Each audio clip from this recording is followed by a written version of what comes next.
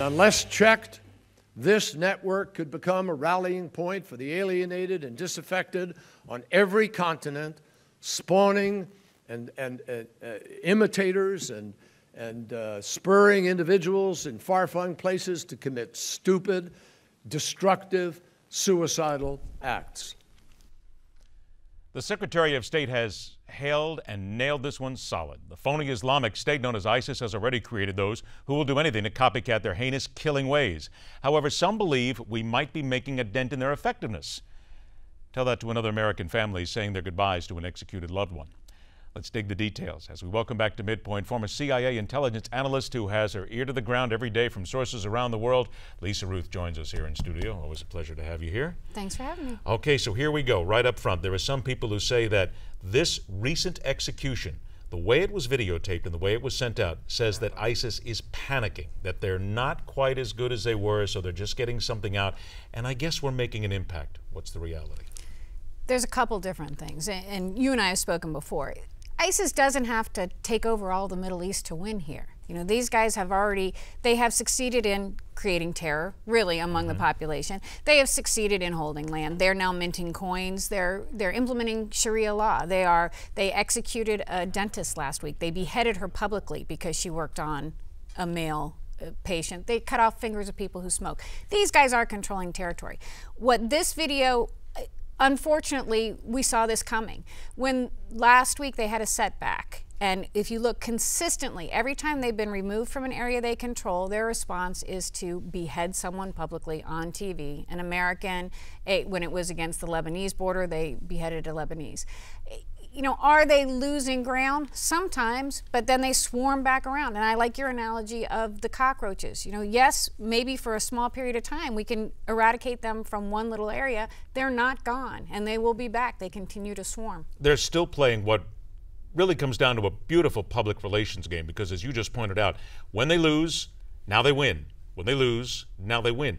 And the thing about it is, they are still reaching people around the world. There's another case recently where a Virginia woman is charged with lying to the feds about supporting ISIS on Facebook pages. This is not 3 months ago. This is happening right now. So they are still winning, I hate to use it this way, hearts and minds. Absolutely, and that's an interesting case to me. This woman in Virginia was trying to help. First, she tried to get her husband to go fight with ISIS, and then they broke up, so he didn't want to go anymore. So then she was trying to help other people go. We have the case of these girls from Colorado who tried to go. We have the case of, if you look at this last video, one of them is a French citizen, we know. One of them is a British citizen. It looks like there's another British citizen. The social media reach that they have is tremendous. And then when you add to that their ability to recruit domestically, within Syria, within Iraq, within the region.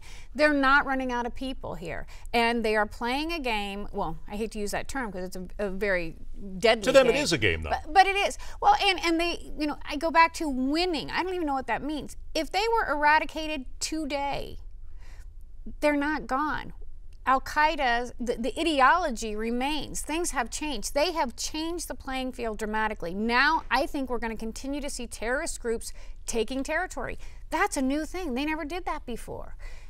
Things have changed thanks to ISIS, and they're going to continue to evolve using best practices, if you will. About a minute left and then we'll take a break, but are we reaching a point where we're going to stop seeing them in these wholesale land grabs, and we are going to start seeing again in cities, in towns, in major cities, and God forbid places like New York, Los Angeles, Detroit? I don't want to, I don't want to push this too far into the panic realm, but that's a possibility I don't think we can afford to avoid. Absolutely not. And ISIS is not shy about this. They're not, concealing their hand. They say they're coming to the United States. They recently said, I know we're going to talk about Saudi here, they said they're coming to Saudi Arabia. They define these people as enemies.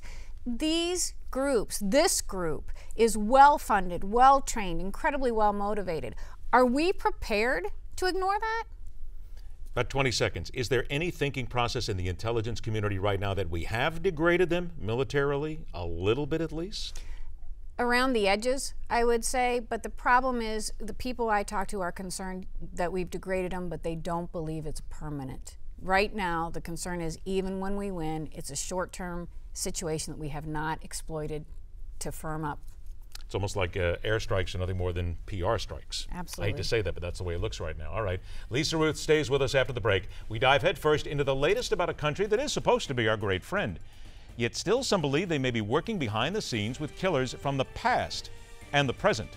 And at 51 minutes after the hour, Spanning the Globe brings us an interview with one who was part of ISIS and now telling the story of what it's like to be on the inside with terrorists.